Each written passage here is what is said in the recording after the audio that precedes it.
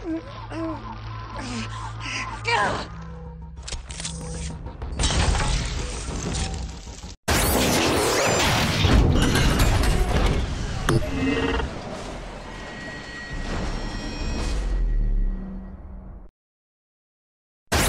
everyone, I'm here with Viki Taylor and we are here discussing Echo, a game that I've just finished playing. And Viki, I think you were quite intrigued about it because of the trailer, weren't you?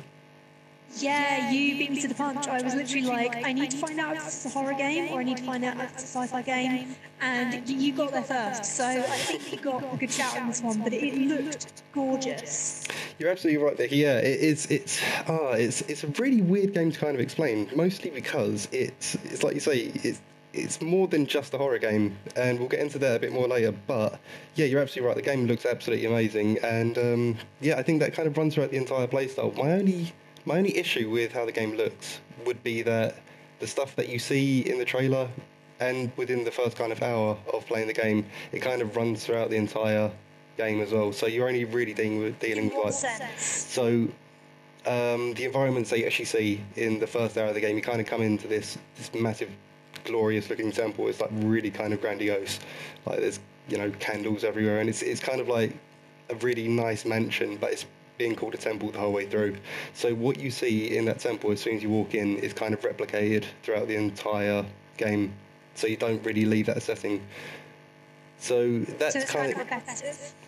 Yeah, but the cool thing is that when they kind of designed the game, I think they kind of had that in mind. They wanted it, because of what the temple is in the game, it's kind of basically you're walking through like a giant kind of computer. Basically, it's like everything that you see is kind of like simulated by a kind of computer, and it's rebooting itself every single time. So I think the reason it kind of looks so repetitive is supposed to be because, you know, the computer has only got a limited amount of kind of environment stored in it, but more than that as well. Okay, so is that a spoiler, or is No. That's kind of all explained really early in the game, so I don't think that's too much of a spoiler. What I would say though, okay, and I think more so though, is that it could be seen as something like, you know, oh, that's a nice bit of, you know, coincidence there. That's why we don't have lots of different environment, but it's actually worked out quite nicely as well, because it doesn't. Because the layout always changes, it kind of seems more like a maze rather than just, you know, you're walking through the exact same layout every time. So the layout always changes, but, you know, you're kind of seeing the same thing. So it always feels like you're not quite safe. Like, you know, you're never sure exactly where you are on the level, if that makes sense. Okay, so what is the, in the least spoilery way possible, what's the basic premise of Echo? So the very basic premise of it is that you take control of a character called N, and she's kind of run away from home, and you start the game after a really bad kind of crash in your spaceship, which is really weird, and then N falls asleep for 100 years. She kind of gets put into a stasis. She's being looked after by this kind of AI program called London, and he puts her under asleep. And then she wakes up after 100 years, realises, obviously, you know, not a surprise, everyone that she knew was dead. And now she kind of goes to this temple because she's sure that within, like, in there is something that can bring someone that she actually cares about back to life. So, right, okay. Yeah, that's kind of the premise of the story, and it really kind of hits that weird kind of sci-fi fantasy kind of, you know, kind of little tropes there. But it's really cool. Does it set the space specifically, or? No. So that's what I mean. As soon as you kind of start the game, you land out like on the exterior of this planet, and it's just kind of like temple, like it's massive, gigantic towers as far as you can see, and then you spend the whole game kind of just descending through these towers. Right. So is it, what kind of genre is it? Because from what I was looking at, it's like I'm not really sure what I'm seeing here. It's like, is this sci-fi? Is this horror? What is it? Yeah, because I remember you kind of put it down as a survival horror, really, didn't you? Yeah, I wasn't really sure what I was looking at, because you looked to be kind of creeping around what we now know is this huge mansion thing. Yeah. And it's like, are you being hunted? Are you going to be jump scared? What is this? Yeah, the cool thing is it starts off very much as a survival horror because of the way the game plays. Basically, what happens is, because, like I said, you're going through this big computer, and as it replicates the environment that you're kind of going through, it also replicates your character. and so the only enemies that you're fighting are different kind of copies of yourself. Right, okay. Yeah, and so with that, they kind of learn by watching what you do. So if you start running Yes. around, if you start running, then they'll learn to start running as well. And then if you learn to be stealthy, they learn to be stealthy as well and stuff like that. So it's really cool the way it's done. And because of that, in the really early stages of the game, when you're still figuring out how all of this works, there's a little gap when this kind of system reboots and all the lights go out and it's totally dark. And in the early stages of the game, that is it's actually really scary because you're kind of like stumbling around in the dark with all these little clones of you popping out every now and again and like trying to kill you. And this is why I don't want to play it. Yeah, and that is actually really scary because as well, it's never just like one or two of them, it's like three or four, and they kind of like swarm on you. And the way that N dies in it, it's like it's terrifying. She kind of gets grabbed by like three people, like three different clones of herself, and it just like does a really quick zoom into her face and just like screams, and then the screen goes black. So in those instances, it is actually really scary. But what was really cool about it, and it was actually really natural the way it changed as well, is that once you figure out how this system that you're kind of playing in behaves and how those clones of you kind of learn and the limitations of that learning as well. So it switches from being a horror game to kind of like a weird puzzle game, and it's really interesting the way that it changes. So basically, you know how I said that if they see you run, they'll learn to run and stuff like that. It's kind of like the way Alien Isolation did it as well. The way if you start taking certain routes, or if you start hiding, if you start being stealthy, eventually the alien will pick up on that. Or the Exactly. will pick up on that. Yeah, exactly. And what's really cool about this is that it kind of has the adverse, like it has the opposite effect on it as well. In that, because what happens is all your movements are tracked when the lights are on. Sorry. So whatever you do when the lights are on, the computer kind of tracks that behaviour, and then the AI will then do that the next time around.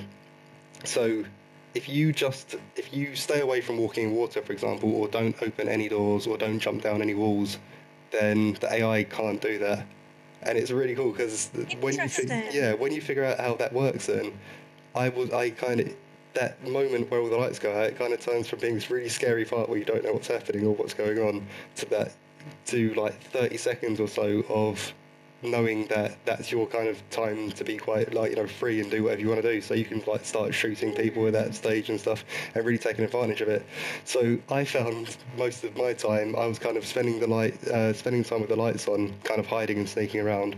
And as soon as the lights went out, I was kind of jumping over walls and then shooting anyone I could see, and then kind of getting to another part of safety where I could kind of sneak around when the lights came back on again. And it was really weird. It wasn't so much like they told you had to do that. It's very slowly you start to figure it out, and it was really cool. I've never kind of played in a system like that where it felt so natural, having horror become kind of like puzzle solving, and I think that for me was the biggest draw of the game. Interesting. So, is it very story focused? Because I'm presuming it's kind of single player, fairly linear narrative. Is it a strong plot, or is it more open ended? I would say it's, from what I've played through it now, and I couldn't tell you exactly what the story was about. It's like I said, I've got the simple premise down, but what they do as well is they touch on a lot of stuff that happens before, and they do a lot of kind of foundations of world building, and it seemed really interesting, the parts that I kind of picked up on and stuff, because you're spending so much time, running and hiding and, really enjoying the gameplay. I kind of forgot a few different strands of the story. What I did get though is it is quite a good story. Like if you can be bothered with it, then it is good. You will enjoy it. But so how long is the game, roughly? I would say it took me, I think I downloaded on Thursday, so it took me about 4 days to get through it all. Yeah, okay, 4 so days. What's that in terms of hours? How long do you reckon? I'd say a good 15 hours, I think, because you're going to spend a lot of time trying to get used to it. You're going to die a lot. Like, you're going to spend a lot of it with trial and error as well, even when you think you've got everything figured out and you know when to move and when to hide.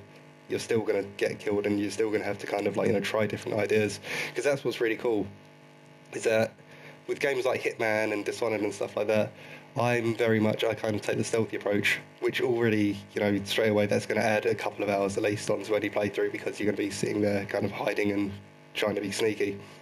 But with Do you this, have to play stealth? no, then that's exactly what I was going to say. I like to play stealth, but with this, with Echo, is that if you try and do the whole thing stealthily, basically the AI just clocks on and will react to that and then becomes stealthier than you. So it's really weird. It really puts you against your natural playstyle, and it means that you're always kind of having to change up. So if you rely too much on stealth, you're going to have to then switch to kind of being more fast and, you know, kind of actiony.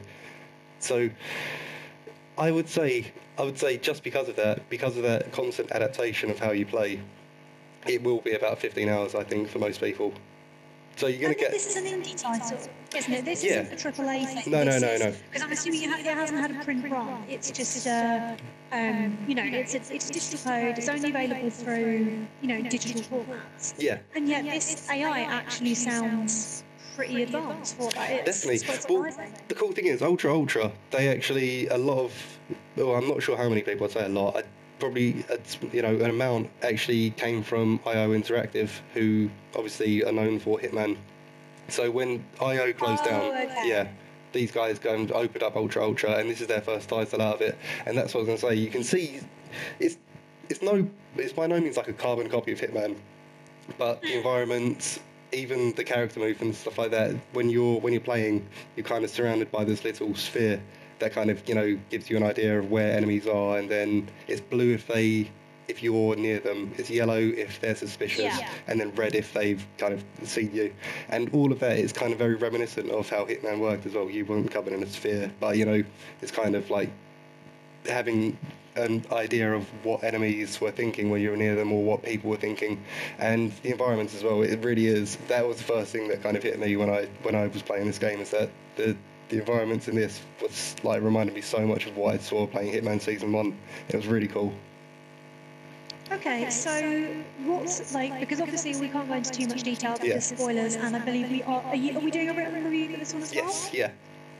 Yeah, so I'm knowing we're going to go into more detail on that, but it's kind of, so for anybody kind of listening who's kind of like, well, this sounds kind of cool, they've got a cool concept, what's your kind of, how are you summing up your experiences with this game? Like, what are you going for? Is this good? Is this bad? How do you feel about it? I've absolutely loved this game, and I wasn't sure what I was thinking, because I wasn't sure if it was going to be a survival horror or a straight up sci-fi, which I'm not really too keen on sci-fi games, but this, I think if you liked Dishonored or Hitman, or even kind of like the personality traits of stuff like Horizon Zero Dawn, because she could have very easily been quite a bland character, but she's very interesting, and she gets more interesting as the game goes on. I put that down to mostly because in the early stages she is just a bit of a dick, and as the game goes on, she actually becomes a very interesting character that you want to kind of find out what she's thinking, because you can't.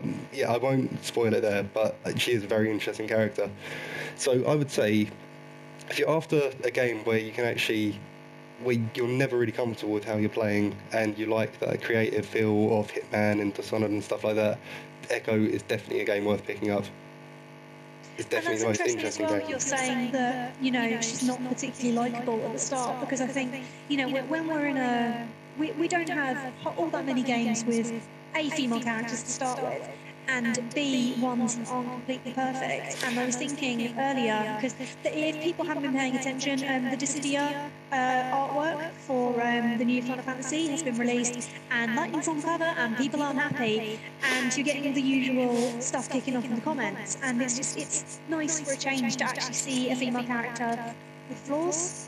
That's an actual character, and that's not just kind of giggly, squishy white mage. Yeah, and not only that, but also not someone who's totally kind of fearless either. Because, you know, you've kind of got your Horizon Zero Dawn, Tomb Raiders, trying to think, Emily from Dishonored 2 and stuff like that. They're all really great characters, and they're all very interesting.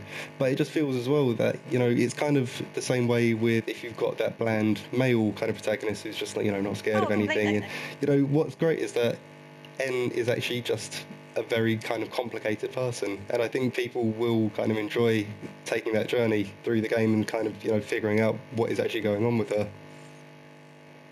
That's interesting. Yeah. So yeah, I would definitely say if you've got if you get a chance, play Echo. It's bloody amazing. I've really enjoyed it, and I'm gonna be going back to it a bit more. It's on PS4, so it came out on PS4, 12th of October, and then it's been out on PC for a while. Yes, it is. Wait, I did have that here. It is £18. Wow, that sounds pretty worth it. Yeah, I mean, I'm definitely tempted to give it a go. And yeah, hopefully we can go into more detail on the review as well. Definitely, and hopefully the written review will be out quite soon. Yeah. Cool. I'll make sure. All right then, guys. So if you enjoyed the review, please do tell us, because we're still figuring out how these reviews are going to work. Do drop us a like and a comment if you can. Subscribe if you also want to, because we are going to try and do a bit more video content. Like Viki said, any feedback is helpful. All feedback is helpful. Apart from, you know what, all feedback is helpful, even if, you know, it's John, you sound like a bit of a twat. So I would also say that we're going to have the written review up. You can find it over at ggsgamer.com.